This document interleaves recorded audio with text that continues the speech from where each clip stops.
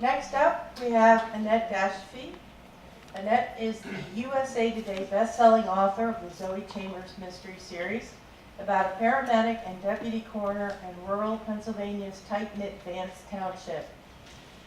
Annette is a three-time finalist for the Agatha Award, Best First Novel of 2014, and Best Contemporary Novel of 2015. And No Way Home has been nominated for a 2017 Agatha for Best Contemporary Novel. Uneasy Prey, March of 2018, is the sixth in the series. Annette has been a member of Sisters in Crime since 2004, and she is a past president of the Pittsburgh chapter, as well as being a board member of Penn Writers. Please welcome Anette Dashoffy.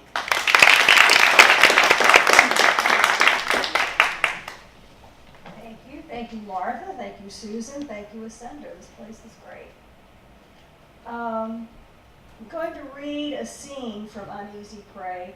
And in this scene, Chief of Police Pete Adams and his sister Nadine are helping their father Harry move into an assisted living facility. It's a very nice assisted living facility. Harry thinks it's a restaurant. Harry has Alzheimer's. Harry struggled out of the car, took the cane Nadine held out to him, and stared at the nursing home's facade, a puzzled look on his face. "What's this place?" "It's Golden Oaks, Dad. Kind of early for lunch, isn't it?" Before Pete could step in and remind his father about their visit here 2 days ago, Nadine slammed the car door. "I wanted to beat the crowd. Must have good food." "Yep." As Harry shuffled toward the door, Nadine shot a glance at the Ford and then at Pete. "Where's Dad's stuff?" "I already moved it into his room." "You should have waited for me. You were supposed to be here a half hour ago." "Dad wasn't cooperative about getting dressed this morning. I suppose you just dumped everything in the middle of the room." Damn, she sounded like her mother hounding him to clean his room. "I didn't know where you wanted it." "Exactly. I intended to put stuff away as you brought it in. Now I'll have to spend all day sorting through everything." "What difference does it make? And what was I supposed to do while I waited for you? Sit on my hands?" They'd reached the heavy wooden doors, and Harry stopped and straightened. "Stop bickering, children." The stern paternal voice stirred a flood of memories. Pete as a boy, bratty baby sister Nadine jabbing at him in the back seat of the car. Pop behind the wheel. "Stop bickering, children." Pete hadn't heard those words or that tone in decades. "Yes, Pop."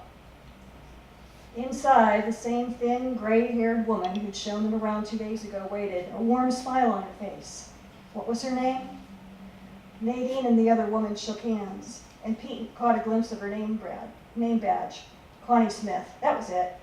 Pete rubbed his forehead. Good God, was he going to be calling everyone Sunshine before too long the way Harry did? Pete surveyed the area. A number of residents gathered in the sitting room to his right. To his left, 2 ladies sat at one of a handful of tables, having coffee near a counter containing a large water dispenser and a bowl of fruit. Another woman, well-dressed in a blue sweater and pearls, her hair styled and sprayed in place, stood holding onto her walker near the receptionist's desk. 2 young men chatted with her, smiling and gently touching her arm. Grandsons, perhaps. One of them kissed her on her cheek. "Right this way," Connie Smith said, interrupting Pete's thoughts. She directed them toward the elevator, which Pete had become familiar with in the last half hour of lugging his father's possessions inside. During the ride to the second floor, Nadine and the woman chatted like old friends. Harry scowled at the various notices and activities lists posted on the elevator's walls. As soon as they stepped out, he balked. "What's going on?" he demanded, a quiver to his voice. With well-practiced joviality, Connie patted his hand. "This is your new home, Mr. Adams. Your apartment's at the end of the hall. I know it's kind of confusing now, but we have lots of aides to show you around until you get used to it."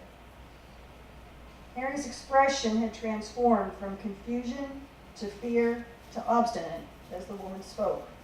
"No." Nadine blanched. "What?" "No, I'm not staying here."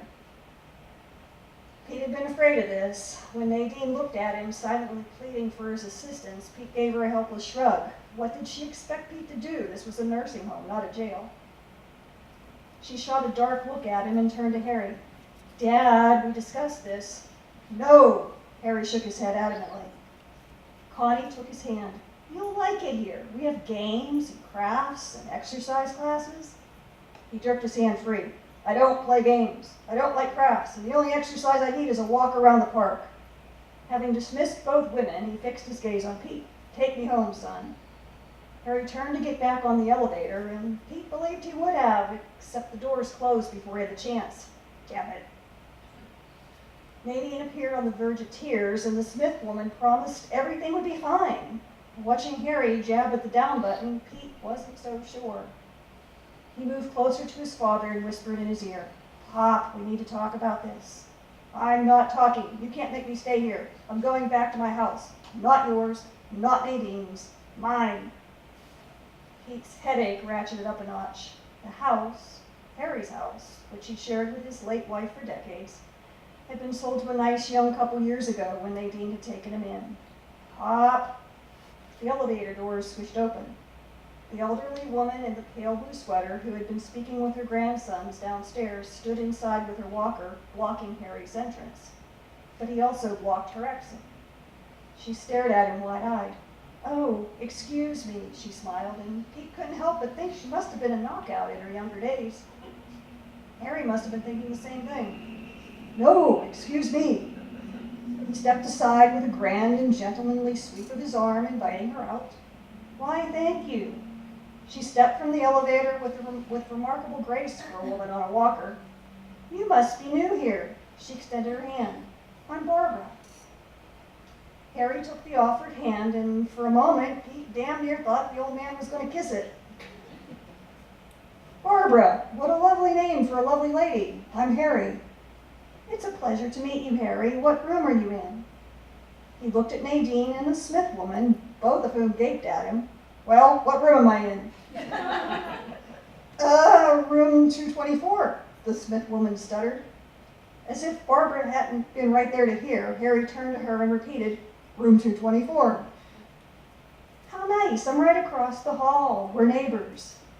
Wonderful, maybe you can show me around, until I get to know the place, I mean. I would be delighted. Side by side, Harry and Barbara tottered past Nadine and the Smith woman and down the hall. Tell me, Barbara, do they sell chocolate milkshakes here? As a matter of fact, they have delicious milkshakes, and they're free. Nadine braced a hand against the wall. Well, I'll be damned. I told you it would be fine, the Smith woman said, as if she'd planned on playing matchmaker all along. Pete watched his father and the elegant woman with the pearls stroll away. Nadine and her new best friend trailed after them. He shook his head and smiled. Pop, you dog, you.